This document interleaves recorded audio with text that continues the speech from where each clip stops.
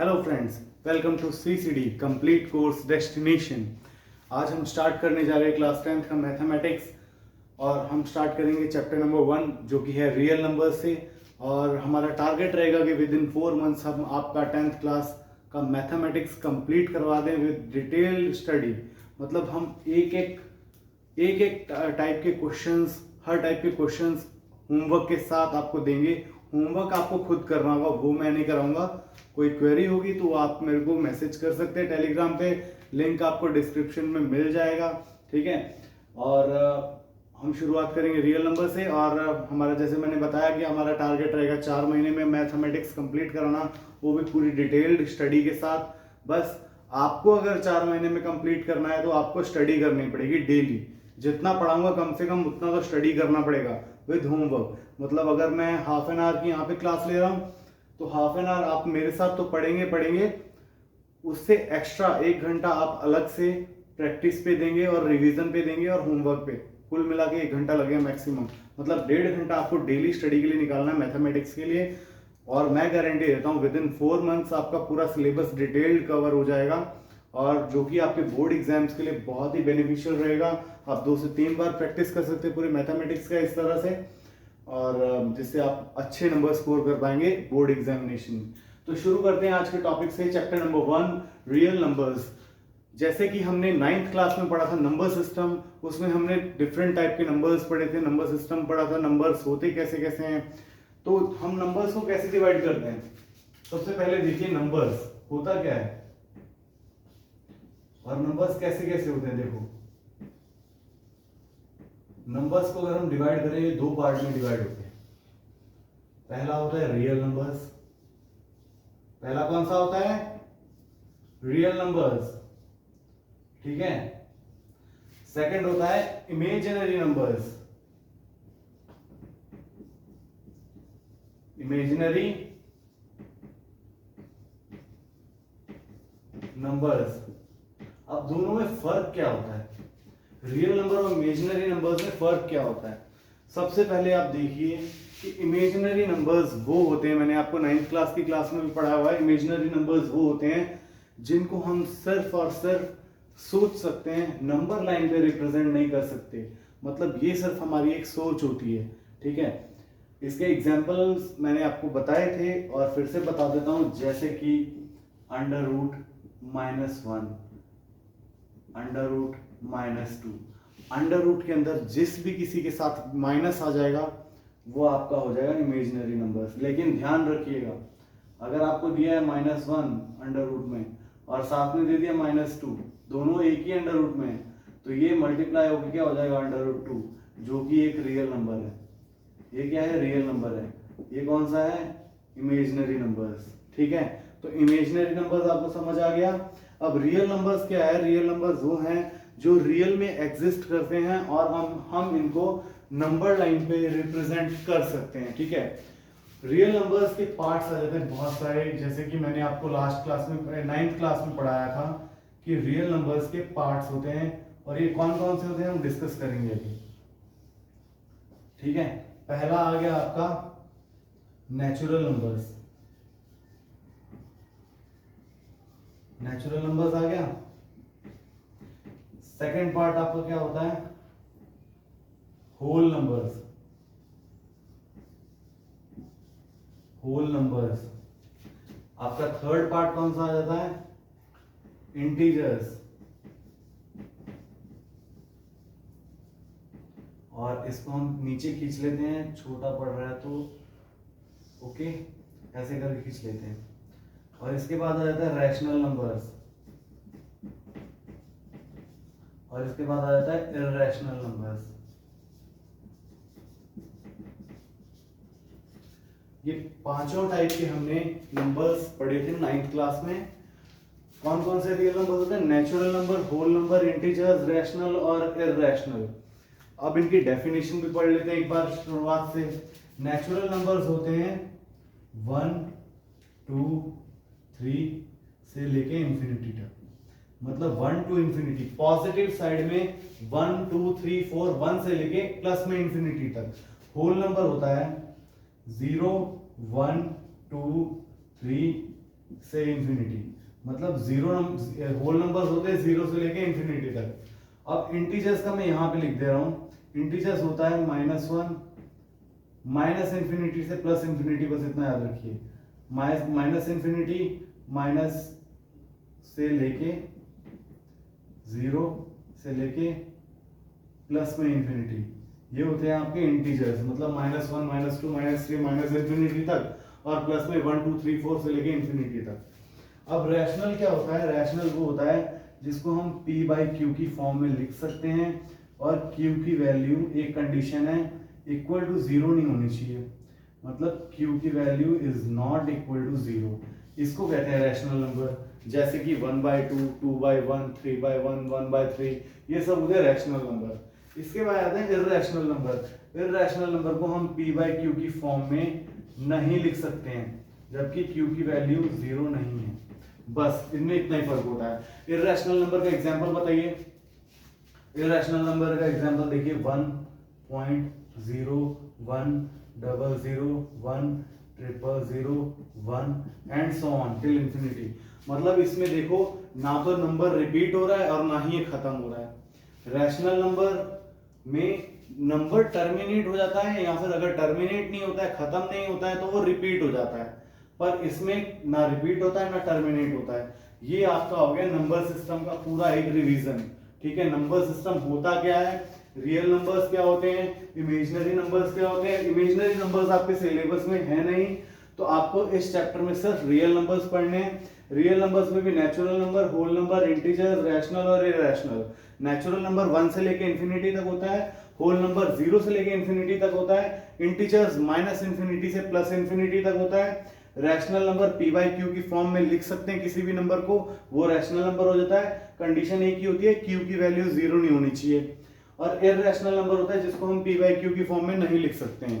ठीक है, और इररेशनल नंबर का एग्जांपल मैंने बता दिया, ये होते हैं non terminating and non repeating. Non terminating मतलब ना तो वो खत्म हो रहे हैं, जैसे ये खत्म नहीं हो रहा है, और ना ही वो रिपीट हो रहे हैं, जैसे कि ये रिपीट भी नहीं हो रहा है। ठीक है, ठीक है, ये हो गए आपके नंबर सिस्टम का एक रिवीजन। आपको अब रियल नंबर्स में आपका पहला टॉपिक बताते हैं। एक्चुअली आपको इस चैप्टर में ज्यादा थ्योरी पे ध्यान मत दीजिएगा, थ्योरी समझने जाएंगे तो आप कंफ्यूज हो जाएंगे, ना तो थ्योरी समझ पाएंगे अच्छे से और ना आप क्वेश्चन सॉल्व कर पाएंगे। तो थ्योरी समझने से अच्छा है कि आप डायरेक्ट क्वेश्चन सॉल्व करें और जो थ्योरी उसमें यूज हो रही है उसको याद रखें। तो मेरी कोशिश यही रहेगी कि आप थ्योरी सीखने से ज्यादा फोकस करें कॉन्सेप्ट पे कि कॉन्सेप्ट कैसे करेंगे। तो आपका पहला कॉन्सेप्ट इसमें आता है, देखो इसमें रियल नंबर्स में हम पढ़ेंगे क्या क्या। पहले ये देखिए, Euclid division lemma. Euclid division lemma में हम क्या पढ़ेंगे, उसमें एचसीएफ निकालना पड़ेंगे। एचसीएफ कैसे निकालते हैं, तो यूक्लिड डिवीजन लेमा की अगर आप थ्योरी देखने जाएंगे तो पहली बात कि उसकी थ्योरी में ऐसे ऐसे कॉन्सेप्ट्स हैं और ऐसे थ्योरी मतलब उसके वर्ड्स ऐसे ऐसे जो आपके ऊपर से निकल जाएंगे। तो मेन फोकस क्या है कि यूक्लिड डिवीजन लेमा का टारगेट है आपको एचसीएफ फाइंड करके देना।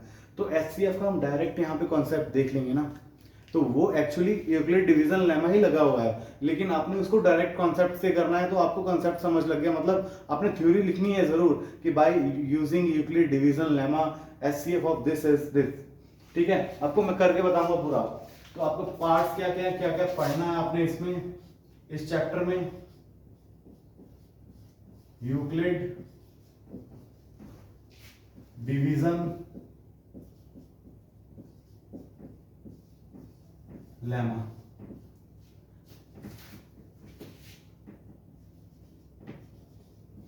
यहां हम इसको बोल सकते हैं यूक्लिड डिवीजन मेथड या यूक्लिड डिवीजन फैक्टराइजेशन भी बोल सकते हैं।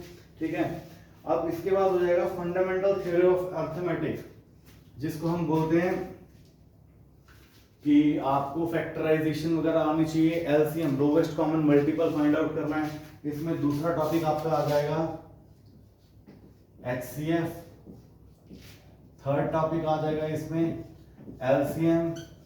ठीक है, ये फाइंड आउट करने हैं। उसके बाद आपको अभी आज के टॉपिक यही पढ़ेंगे हम एचसीएफ और एलसीएम फाइंड आउट करने। अगली क्लास में बताएंगे आपके अगले कॉन्सेप्ट। एक्चुअली इसमें और क्या क्या पढ़ना है, रिविजिटिंग इररेशनल नंबर के बारे में पढ़ेंगे, रैशनल नंबर और उसके डेसिमल एक्सपेंशन के बारे में पढ़ेंगे। तो रैशनल नंबर और डेसिमल एक्सपेंशन और इररेशनल नंबर हम अगली क्लास में पढ़ेंगे। आज की क्लास में हमारा टॉपिक रहेगा यूक्लिड डिवीजन लेमा, और इसको कंपेयर करेंगे एचसीएफ निकालने के साथ कि इस मेथड से एचसीएफ को कैसे निकालेंगे, और एलसीएम निकालना पड़ेगा कि एलसीएम कैसे निकालते हैं। तो हम मूव ऑन करते हैं आपके, देखो एग्जांपल नंबर फर्स्ट पे। एग्जांपल नंबर फर्स्ट ये हम करेंगे यूक्लिड डिवीजन लेमा से। कैसे करेंगे ये देखिए, इसने बोला है कि एचसीएफ फाइंड करो 4052 का और 12576 का, मतलब कि एचसीएफ फाइंड करना है किसका, 4052 एंड 4052 एंड 12576 ठीक है। अब इसको थ्योरेटिकली पूरा करके बताऊंगा कि आपको एग्जाम में अगर एचसीएफ फाइंड करना आ जाए और लिखा हो find HCF of this numbers by using Euclid division lemma, तो आप कैसे करेंगे।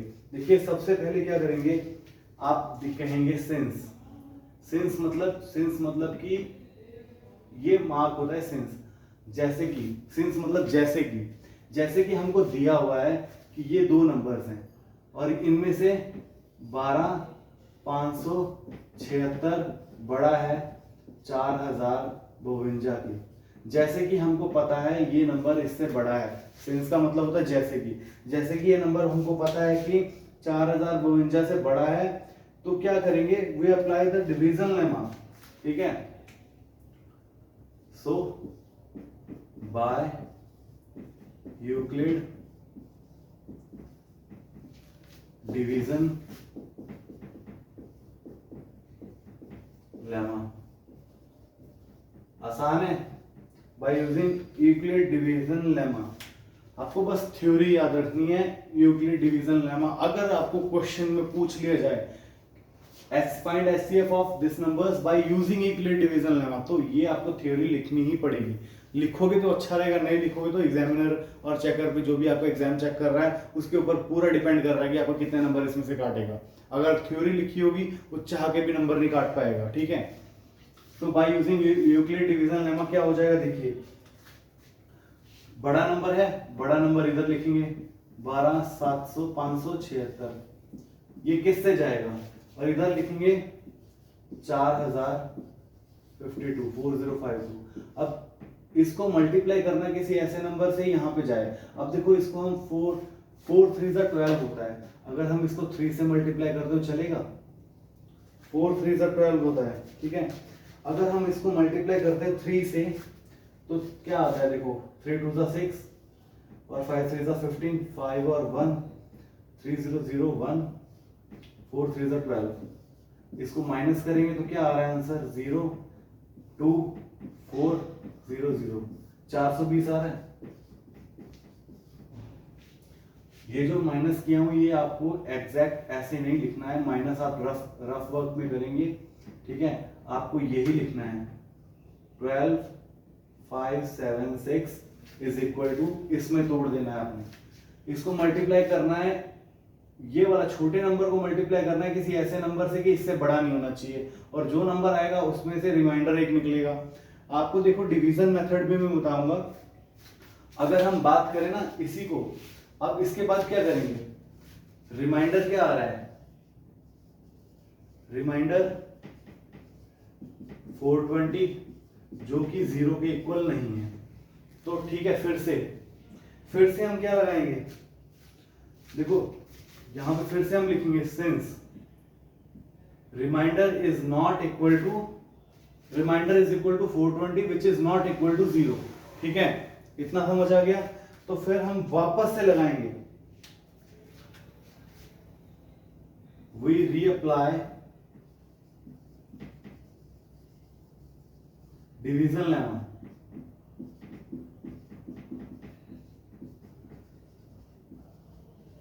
अब की बार लेमा में क्या होगा, देखो अब यहाँ पे हमने बड़ा नंबर रखा था, अब इन दोनों नंबर को कंपेयर करेंगे, रिमाइंडर को और जिससे मल्टीप्लाई किया था, मतलब 4052 इज इक्वल टू 420। अब देखो 10 से नहीं जाएगा, 9 से जाएगा, और रिमाइंडर कितना आ रहा है इसका, देखो 9 से क्या आ रहा है, 18, 8, 1, 9 4 36, 37, आपका आ गया ये 272 प्लस 272। फिर से रिमाइंडर नॉट इक्वल टू 0 है, फिर से रिमाइंडर नॉट इक्वल टू 0 है, तो वापस से आ जाएगा सेम थ्योरी ये लिखनी है, ये वाली थ्योरी सेम लिखनी है, बस यहाँ पे क्या आ जाएगा 272 इज नॉट इक्वल टू 0, मतलब यहाँ पे आ जाएगा 420 is equal to 272 multiply by 2 से भी मल्टीप्लाई नहीं होगा 1 से होगा, प्लस 272 हाँ ठीक है, और 148 आ जाएगा। इसके बाद सेम थ्योरी अप्लाई होगी, यहाँ पे आ जाएगा 272 is equal to 148 into 1 plus 124, फिर यहाँ पे 148 is equal to 124 into 1 plus 24। जब तक रिमाइंडर 0 नहीं आएगा तब तक हम करते जाएंगे इसको, ठीक है। फिर यहाँ पे आ जाएगा 124 is equal to 24 into 5 plus 4, फिर यहाँ पे आ जाएगा 24 is equal to 4 into 6 plus 0। अब रिमाइंडर 0 आ गया ना, अब इसका रिमाइंडर 0 आ गया, तो अब जिस चीज से मल्टीप्लाई किया था, मतलब 4 से मल्टीप्लाई किया है, तो ये आपका HCF आ जाएगा। 4 क्या आ जाएगा आपका HCF। समझ आ गया आपको क्या कैसे करना है ये क्वेश्चन। देखो डिवीजन लेमा इतना हार्ड नहीं है, लेकिन थोड़ा सा कॉन्सेप्ट है कि आपको बस इसमें थ्योरी लिखनी है। आपको छोटा सा क्वेश्चन कराता हूँ, इसमें थोड़ा कॉन्सेप्ट लंबा सा लग रहा है, आपको छोटा सा कोई क्वेश्चन करा के बताता हूँ मैं, जिससे आपको लगे कि आसान हो जाएगा, ठीक है। हम चलते हैं आपकी एक्सरसाइज 1.1। अच्छा, इसका डिवीजन मेथड भी आपको बताना है ना। मान लो आपको HCF पूछा है, एक तो डिवीजन, देखो डिवीजन मेथड और यूक्लिड डिवीजन लेमा में कोई ज्यादा फर्क नहीं है, बस इसको हम डिवाइड की तरह करते हैं, उसको थ्योरी से करेंगे। डिवाइड से कैसे करते हैं, जैसे मान लो उसने पूछा है 25 और 90 का HCF निकालो, तो छोटा कौन सा 25 से डिवाइड करेंगे 90 को, 25 3 सा होता है 75, यहाँ पे कितना बचा 5 7 8 15 25, 15 से वापस डिवाइड करेंगे 25 यहाँ पे आ जाएगा, 15 1 सा 15 यहाँ पे आ जाएगा 10, 10 से फिर डिवाइड करेंगे 15 को, 10 1 सा 10, फिर 5 आ जाएगा, 5 को 10 से डिवाइड करेंगे, 5 2 सा 10, रिमाइंडर आ गया 0, तो 5 HCF हो जाएगा। और यही मेथड उसमें करना है, बस हमको क्या करना है, एक पूरा प्रॉपर वे में लिख के करना है। तो मेरे को लगता है आपको HCF समझ आ गया होगा। अब हम इसके क्वेश्चंस करते हैं और देखते हैं कि क्वेश्चंस में क्या क्या उसने पूछा हुआ है, कॉन्सेप्ट क्या पूछा हुआ है, वो कॉन्सेप्ट के हिसाब से चलते हैं। आपकी एक्सरसाइज 1.1 खींची खोलिए, उसमें उसने क्या पूछा है कि यूजिंग यूक्लिड डिवीजन लेमा, ठीक है, using Euclid division lemma find the HCF of 135 and 225, 135 and 225। तो देखिए कैसे करेंगे, ये हमने कॉन्सेप्ट क्लियर करने, मतलब ये कॉन्सेप्ट हम क्वेश्चन से क्लियर करेंगे। HCF और यूक्लिड डिवीजन लेमा दोनों सेम ही है, मतलब कि HCF हम इससे फाइंड करेंगे यूक्लिड डिवीजन लेमा से। HCF डिवीजन मेथड से भी कर सकते हैं, पहला क्वेश्चन मैं दोनों मेथड से करके बताऊंगा, ठीक है। आप देखिए एक्सरसाइज 1.1 क्वेश्चन नंबर फर्स्ट देखिए। क्वेश्चन नंबर फर्स्ट में वो क्या पूछ रहा है, पूछ रहा है कि 135 और 225 का HCF बताइए, 135 and 225 bye using Euclid division method, ठीक है। तो यूक्लिड डिवीजन मेथड मैंने बताया था, लिखेंगे सबसे पहले सिंस 135 इज स्मॉलर देन 225, तो by Euclid division lemma, Euclid division lemma क्या हो जाएगा, ये 225 इज इक्वल टू 135 इंटू 135 को 2 बार मल्टीप्लाई 270 आएगा, तो 1 से मल्टीप्लाई करेंगे, फिर प्लस किस में करेंगे 135 माइनस किया 90 आ गया, 90 आ गया, 225 में से 135 निकालेंगे तो 90 आ रहा है, देखो क्रॉस चेक करके देखो 90 आ रहा है, बिल्कुल। अब देखो रिमाइंडर इज नॉट, अब फिर से यहां पे सिंस का साइन मारेंगे, since remainder is equal to 90 which is not equal to 0, ठीक है। तो then we reapply same Euclid division lemma, EDL, खुद लिख लेना इसका फुल फॉर्म, ठीक है। We reapply Euclid division lemma which is equal to 135। अब 225 की जगह 135 आ जाएगा और 135 की जगह 90 आ जाएगा जो कि रिमाइंडर था। 90 इंटू 1 प्लस 135 में से 90 गया तो कितना आ जाएगा, 45 आ जाएगा, प्लस 45। अब सेम वापस लिखेंगे, यहां पे लिख रहा हूं मैं, इस साइड में लिख रहा हूं। हमारी इक्वेशन क्या आ गई है, 135 is equal to 90 into 1 plus 45। Since, वापस से सिंस लिखेंगे, remainder is equal to 45 which is not equal to 0, we reapply Euclid division lemma, EDL, full form खुद लिख लेना। पेपर में EDL मत लिख के आना, पेपर में यूक्लिड डिवीजन लेमा ही लिखना, ठीक है। अब इसको रीअप्लाई करेंगे तो क्या आ जाएगा, यहाँ पे 90 आ जाएगा 135 की जगह, और 90 की जगह 45 इंटू 2 प्लस 0। अब remainder, since remainder is equal to 0, ठीक है। रिमाइंडर 0 आ गया तो क्या करेंगे हम, अगर रिमाइंडर 0 आ गया है तो अब क्या करेंगे, we got HCF of 135 and 225। तो 135 और 225 का HCF क्या होगा, विच इज 45। तो क्लियर हो गया कैसे करेंगे, मतलब ये थ्योरी आपको लिखनी जरूरी है एग्जाम में, बहुत ही आसान है, हार्ड नहीं है कुछ भी इसमें, बस आपको माइंड में रखनी है, कॉन्सेप्ट माइंड में रखना है, ठीक है। बहुत ही आसान है और माइंड में रखने वाला कॉन्सेप्ट है, कुछ भी हार्ड नहीं है इसमें, ठीक है। बस आपको ध्यान रखना है कि ये मिस ना हो इसमें कुछ भी, जो भी थ्योरी लिखी है वो आप जरूर लिख के आए एग्जाम में, ठीक है। HCF आ गया 135 और 225 और इसका 45 HCF आ गया, ठीक है। एक्सरसाइज 1.1 का फर्स्ट क्वेश्चन आपने देखा कैसे किया हमने, यूक्लिड डिवीजन लेमा से किया। अगर इसी को हम डिवीजन मेथड से करते, आप ये नोट डाउन कर सकते हैं, यूक्लिड डिवीजन मेथड में यही थ्योरी लिखेंगे, इससे ज्यादा लिखने की जरूरत नहीं फालतू में। और यूक्लिड डिवीजन लेमा यही है, क्या कहता है, सबसे पहले 225 इज इक्वल टू, जो छोटा वाला नंबर होगा उससे किसी एक नंबर से मल्टीप्लाई करेंगे कि ताकि 225 से कम आ जाए, और उसका रिमाइंडर लिखेंगे प्लस में अलग से, जैसे वो 135 into 1 plus 90 is equal to 225 होता है। तो अब रिमाइंडर 90 आ गया जो कि 0 के इक्वल नहीं है, तो हमने वापस से रीअप्लाई किया यूक्लिड डिवीजन लेमा, तो 135 आ गया 225 की जगह, मतलब 135 इक्वल टू 90 जो रिमाइंडर आया था अब उससे मल्टीप्लाई करेंगे, ठीक है। ये क्वेश्चन आप एक दो बार करके देखेंगे तो आपको आसान लगेगा, कुछ ज्यादा भी हार्ड नहीं है ये। इसके बाद इसी क्वेश्चन को हम डिवीजन मेथड से करके देखते हैं। ये तो हो गया यूक्लिड डिवीजन लेमा, जो कि आपको पूरा मतलब कॉन्सेप्ट लिखना पड़ेगा इसमें, और यही कॉन्सेप्ट है, इससे ज्यादा कुछ भी आपको यूक्लिड डिवीजन लेमा में समझने की जरूरत नहीं है, ठीक है। इतना समझ लो कि सॉल्व कैसे करना है इससे क्वेश्चन, वही इंपॉर्टेंट है आपके लिए।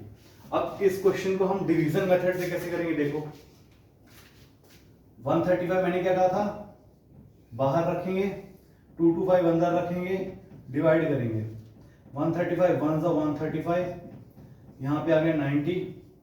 अब 90 को बाहर रखेंगे, 135 को अंदर रख देंगे, 90 1 सा 90, 45 को बाहर रखेंगे, 90 को अंदर रख देंगे, 45 2 सा 90।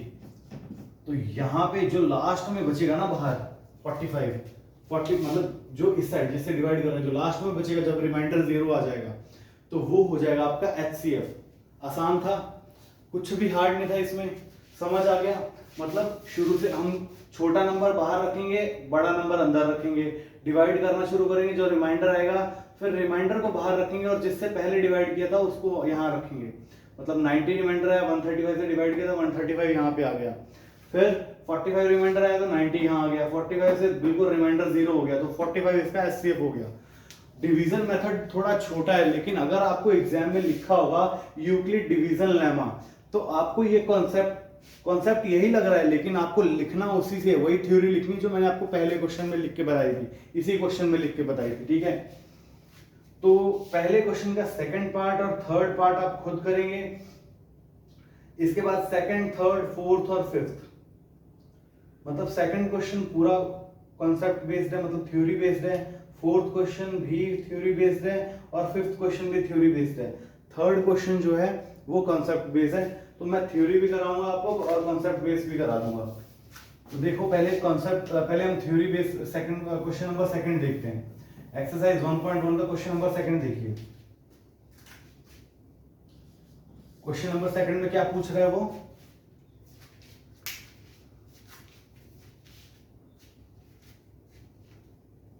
क्वेश्चन नंबर सेकंड में पूछा है show that any positive odd integer is in the form of 6q + 1 और 6q + 3 और 6q + 5, जो कि बहुत ही आसान है। उसने बोला है कि बताओ कि कोई भी पॉजिटिव ऑड इंटीजर, क्वेश्चन पूछा उसने पॉजिटिव ऑड इंटीजर।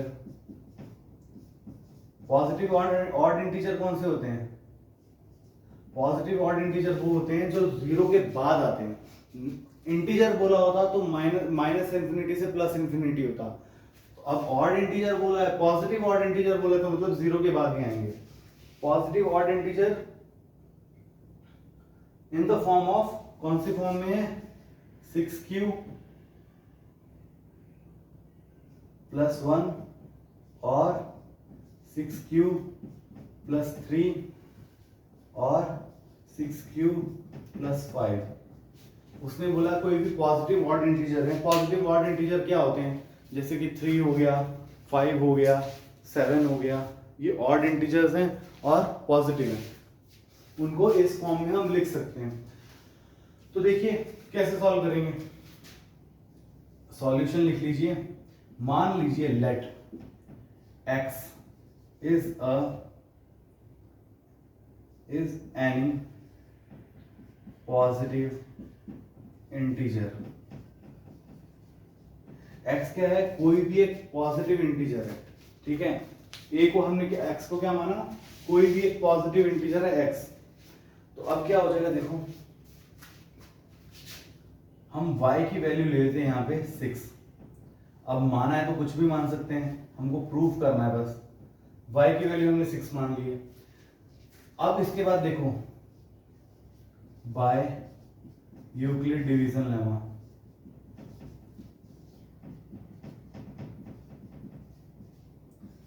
क्या कहता है यूक्लिड डिवीजन लेमा? कहता क्या है आपको कि कोई भी नंबर होता है, मतलब अब x कोई भी इंटीजर है, x कोई भी इंटीजर है तो वो किसके बराबर होगा?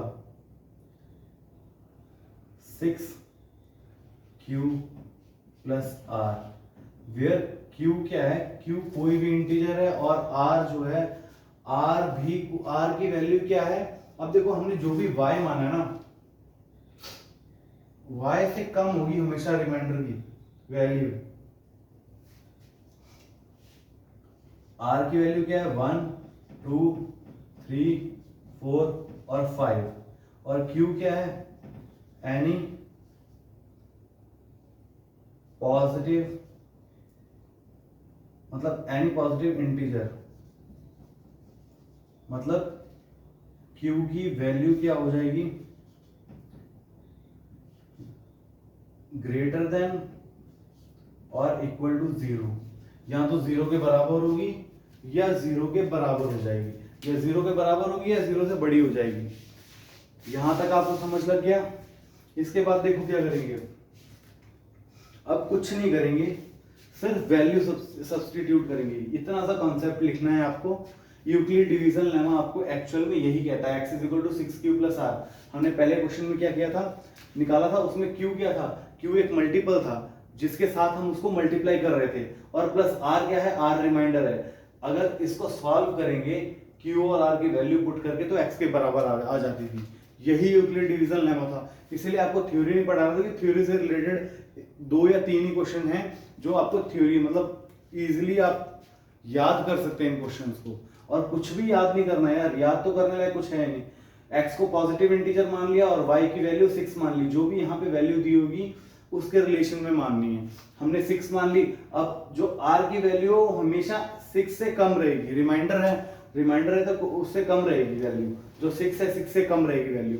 हमने 6 को क्या माना, y माना था 6, तो x इज इक्वल टू क्या हो जाएगा, x is equal to y q plus r। q क्या है, q कोई भी इंटीजर है, पॉजिटिव इंटीजर है, 1 2 3 4 5 6, जिसको हम 6 के साथ मल्टीप्लाई करेंगे तो रिमाइंडर प्लस करेंगे तो x की वैल्यू आ जाएगी। अब तो देखो इसके बाद हम करेंगे क्या, सब्स्टिट्यूटिंग।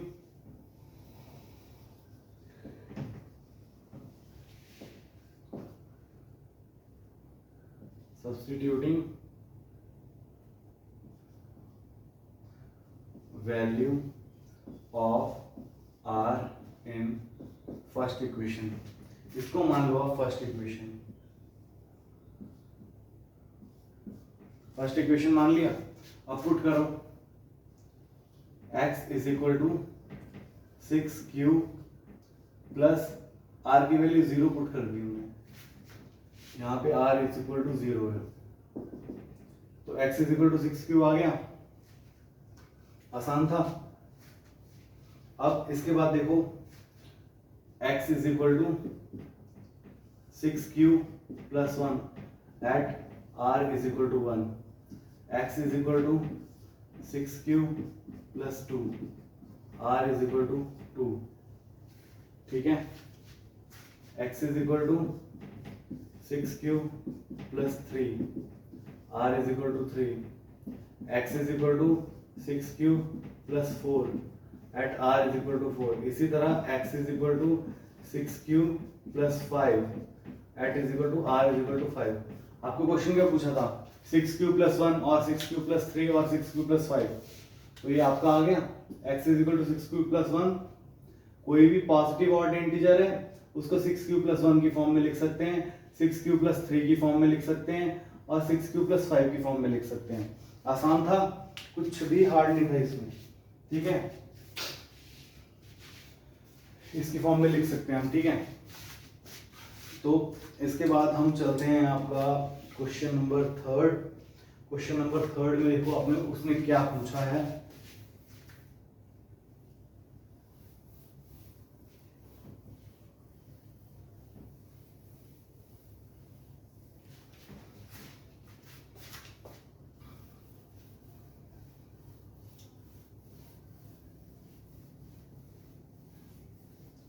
क्वेश्चन नंबर 3 में वो बोल रहा है कि एक आर्मी के मतलब की बटालियन जा रही है, उसमें 616 लोग आर्मी के थल सैनिक हैं। 616 क्या हैं, आर्मी मैन है। और उसके साथ में क्या बोला उसने, 616 आर्मी मैन हो गए और 32 मेंबर है बैंड वाले। 32 कौन है, बैंड वाले हैं। अब उसने बोला है कि कितने कॉलम बनाएंगे हम कि हर एक बैंड वाले के पीछे लाइन लगेगी आर्मी वालों की, और पूरी लाइन में आर्मी मैन बराबर होने चाहिए बैंड वालों के पीछे। तो इसके लिए कुछ नहीं करेंगे, HCF निकालेंगे। HCF निकालेंगे किसका, 616 का एंड 32 का। तो HCF कैसे निकालेंगे, अब इसमें हमको क्या करना है, यूक्लिड डिवीजन लगाने की जरूरत नहीं है, डिवीजन मेथड से डायरेक्ट करें। 32 डिवाइड बाई 616 किससे जाएगा, ये देखिए क्या ये जा रहा है 19 से जाएगा, ठीक है। 19 32 से कितना होता है, देखिए मल्टीप्लाई करके देखिए, 32 गुणा 20 2 टू 4, 3 टू 6, 640 माइनस 32, मतलब आ गया आपका 608। 608 आ गया। आपका रिमाइंडर कितना बचा? 8 रिमाइंडर बच गया आपका। अब 8 से वापस 32 को करेंगे। 8 4 32, आपका रिमाइंडर आ गया 0। मतलब आपके कितने कॉलम हो जाएंगे? 8 कॉलम हो जाएंगे। 8 कॉलम, 8 कॉलम हो जाएंगे। मतलब 8 लाइनें आपकी लगेंगी, उसमें पहले 4 बंदे बैंड के होंगे, बाकी सारे आर्मी मैन होंगे। इसमें यही पूछा है इसमें सेम नंबर ऑफ कॉलम होने चाहिए और what is the maximum number of columns in which they can March.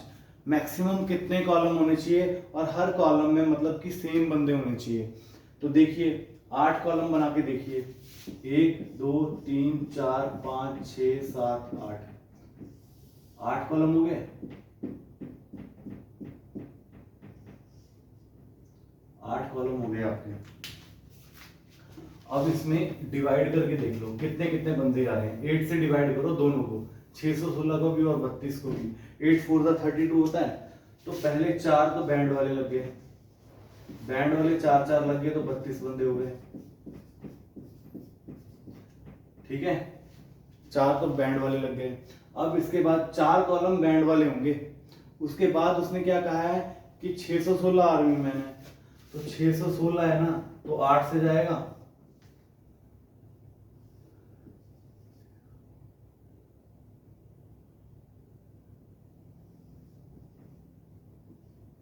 Eight 7 56 जाएगा। 56 8 7 56। इसके बाद 77 बंदे आर्मी मैन आ जाएंगे हर कॉलम में।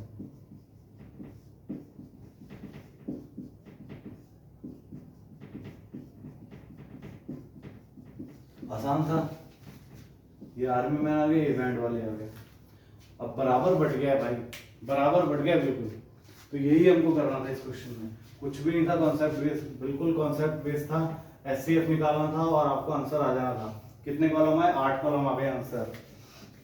इसके बाद हम चलते हैं आपके क्वेश्चन नंबर 3 पे, 4th पे। क्वेश्चन नंबर 4th क्या बोलता है देखो। क्वेश्चन नंबर 4th बोल रहा है use Euclid division lemma to show that the square of any positive integer is either in the form of 3m or 3m plus 1। बहुत ही आसान है, इसमें भी फिर से वही कॉन्सेप्ट यूज करेंगे। क्वेश्चन नंबर देखिए 4th, उसने क्या कहा है? Square of any positive integer is in the form of 3m और 3m plus 1। मतलब स्क्वायर ऑफ पॉजिटिव इंटीजर किस फॉर्म में है? 3m और 3m plus 1 इस फॉर्म में लिख सकते हैं। यही हमको प्रूफ करना है। फिर से लेट मानेंगे, लेट x जो हमने पहले माना था, यूक्लिड डिवीजन लेमा यूज करेंगे। x is equal to, x क्या है? कोई भी पॉजिटिव इंटीजर है। x is any positive integer. x कोई भी एक पॉजिटिव इंटीजर है, ठीक है। और उसके बाद उसने क्या कहा है? मैंने क्या बताया था? वैल्यू क्या दे रखी? 3 3 दे रखी है ना, तो y इज इक्वल टू 3 मान लेते हैं। अब अगर y इक्वल टू 3 है तो यूक्लिड डिवीजन लेमा क्या कहता है? x is equal to y cube plus r। अब y की वैल्यू क्या है? 3 है प्लस r, ये वैल्यू आ गई। इसको फर्स्ट इक्वेशन का नाम दे देंगे। अब r की वैल्यू क्या आ जाएगी? r की वैल्यू क्या है? 1 2 और 0, मतलब 3 से कम होगी। इसको हम ऐसे भी लिख सकते हैं, देखो, where r is less than or smaller than 3, ठीक है। तो r की वैल्यू क्या आ जाएगी? therefore r is equal to 0 1 and 2, ठीक है। कुछ नहीं करेंगे, सब्स्टिट्यूट करेंगे वैल्यू आर की इक्वेशन नंबर फर्स्ट में bye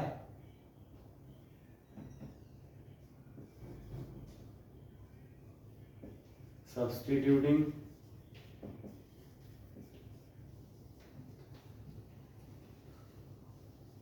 value of r in equation first put किया तो क्या आया, x is equal to 3q आ गया। अगर 0 पुट कर दे तो 3q आ जाता है, ठीक है। और ये किस पे है, r इज इक्वल टू 0 पे। तो हम इसको लिख सकते हैं, देखो if q is equal to m तो x is equal to 3m हो जाएगा, पहला ये हो गया। फिर x is equal to 3q plus 1 at r is equal to 1, ठीक है, आसान था, ठीक है। अब इसमें देखो क्या लिखेंगे हम, उसमें तो हमने लिख दिया क्या, x is equal to 3q आ गया, 3q प्लस 1 आ गया और 3q प्लस 2 भी आएगा at r is equal to x is equal to 3q plus 2 at r is equal to 2। अभी इसको हटा देता हूं मैं, ये वापस हम मानेंगे। ये तीन इक्वेशन हमारे पास आ गई r इक्वल टू 0, 1 और 2 पे, ठीक है। इसको ऊपर लिख देता हूं मैं, x is equal to 3q plus 1 at r is equal to 1, फिर x is equal to 3q plus 2 at r is equal to 2। आसान था यहां तक। इसके बाद देखो क्या करेंगे हम, अगर हम दोनों साइड स्क्वायर करते हैं, अगर हम स्क्वायर करते हैं, उसमें क्या क्या है, square of positive integer. x को एक पॉजिटिव इंटीजर माना है लेकिन अभी तक स्क्वायर नहीं किया है, तो x स्क्वायर करेंगे तो क्या हो जाएगा, squaring both side,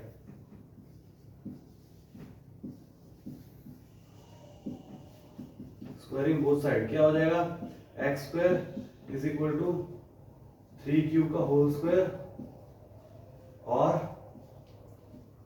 3q plus 1 का होल स्क्वायर और 3q प्लस 2 का होल स्क्वायर।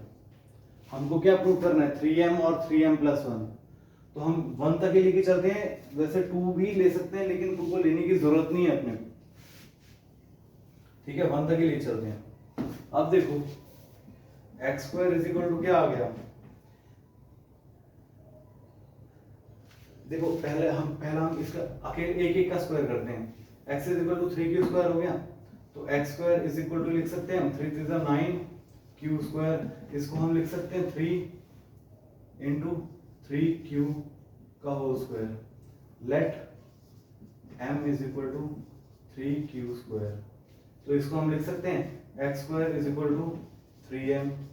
हमारा फर्स्ट पार्ट प्रूफ हो गया 3m, x square positive integer का स्क्वायर क्या हो गया, 3m हो गया। अब इसी का सेकंड पार्ट यहां पे करते हैं, x square is equal to 3q plus 1 का होल स्क्वायर। ये क्या आ जाएगा, x square is equal to 3q का होल स्क्वायर प्लस 1 का whole square plus 2 into 3q, ठीक है, इज इक्वल टू आ गया 9q का whole square plus 1 plus 6q। अब देखो इसमें क्या करेंगे, इसको इधर ले आए, 3 कॉमन निकाल दिया, 3 3 9, 3q square plus 2q plus 1, 3 common ले लिया 9q में से और 6q में से, तो 3 3 9q स्क्वायर और 3 2 6। अब इसमें हम लेट क्या मानेंगे, 3q square plus 2q is equal to m। तो यहाँ पे क्या आ जाएगा, 3m प्लस 1 x स्क्वायर। हमको क्या प्रूफ करना था, m कोई भी पॉजिटिव इंटीजर हो सकता है, जरूरी नहीं है कि अगर हमने m को मान लिया 3q तो वो 3q ही होगा। सेकंड बार में भी हमने m को 3q स्क्वायर प्लस 2q माना है, क्यों, क्योंकि उसने बोला है कि m कोई भी एक पॉजिटिव इंटीजर हो सकता है। देखो उसने क्वेश्चन में लिखा हुआ है सम इंटीजर m कोई भी एक इंटीजर हो सकता है, तो हमने सिर्फ m की वैल्यू चेंज की है। यहाँ पे 3q² लिखा है और वहां पे हमने 3q² प्लस 2q लिखा है m की वैल्यू को, वो भी इंटीजर है वो भी इंटीजर है। तो इससे हमारा ये प्रूव हो गया कि कोई भी पॉजिटिव इंटीजर है उसके स्क्वायर को हम 3m और 3m प्लस 1 लिख सकते हैं। ठीक है, यहां तक समझ आ गया। इसके बाद आप फिफ्थ क्वेश्चन खुद ट्राई करेंगे, सेम मेथड लगेगा। पॉजिटिव इंटीजर मानेंगे, y की वैल्यू इसके हिसाब से लेंगे और r ये इक्वेशन बनाएंगे, r की वैल्यू 0 1 2 3 जो भी आप मानेंगे उसके हिसाब से एक कम करके लिखेंगे और उसमें वैल्यू सब्स्टिट्यूट करके आपको आंसर निकालना है। ठीक है, आप हेल्प बुक का इस्तेमाल कर सकते हैं इसमें। आप मेरा मेन मोटिव है कि आपको ये कॉन्सेप्ट समझाना कि इसमें है क्या है। कुछ भी नहीं है, बस ये वाली इक्वेशन है यूक्लिड डिवीजन लेमा की, जिसमें y कोई एक इंटीजर है, x क्या है, x भी एक इंटीजर है, हमको प्रूव करना है। इससे मल्टीप्लाई करेंगे तो ये रिमाइंडर आ रहा है, अगर इसमें से माइनस कर देंगे, ये मल्टीप्लाई बाय ये माइनस ये इज इक्वल टू ये। इजी था। तो इसी के साथ आपकी एक्सरसाइज 1.1 कंप्लीट होती है। आगे की क्लास में हम एलसीएम पढ़ेंगे, एचसीएफ हमने पढ़ लिया, एचसीएफ को और डिटेल पढ़ेंगे कि एचसीएफ को डिवीजन मेथड से कैसे करते हैं। यूक्लिड डिवीजन मेथड भी मैंने आपको बता दिया, डिवीजन मेथड भी बता दिया है। अब हम करेंगे एलसीएम और एचसीएफ को फैक्टराइजेशन मेथड से कैसे करेंगे, वो हम अगली क्लास में पढ़ेंगे। और एलसीएम का डिवीजन मेथड भी बताएंगे, एलसीएम कैसे डिवीजन मेथड से निकालते हैं और फैक्टराइजेशन मेथड से एचसीएफ और एलसीएम कैसे निकालते हैं। ये तो थ्योरी बेस्ड है, मतलब याद नहीं रहता है किसी को भी। ठीक है, मेरे को भी कई बार याद नहीं रहता। अब अच्छी बात है कि अब थोड़ा याद रहने लग गया है, एग्जाम्स वगैरह की तैयारी करता हूं तो इसलिए याद रहता है। लेकिन फिर भी थ्योरी याद करने की जरूरत नहीं है, सिर्फ आपको एग्जाम पॉइंट ऑफ व्यू से यूक्लिड डिवीजन लेमा की थ्योरी याद करनी है, जो कि ऐसे डिट्टो कॉपी ऐसे याद करनी है। और जो डिवीजन मेथड एचसीएफ को बताया था वो वैसे याद करना है जैसे आपको बताया था, by using Euclid division lemma remainder is not equal to 0, so that's why by reapplying Euclid division lemma we have क्या है, जो भी आपको इक्वेशन लिखनी होगी वो लिखेंगे और आंसर निकाल देंगे जब तक कि रिमाइंडर 0 नहीं आएगा उसमें भी। और डिवीजन मेथड मैंने आपको बताया था, कल फिर से एचसीएफ और एलसीएम का डिवीजन मेथड से पढ़ेंगे और फैक्टराइजेशन मेथड से भी पढ़ेंगे। ठीक है, इसी के साथ ये क्लास खत्म करते हैं। Thank you.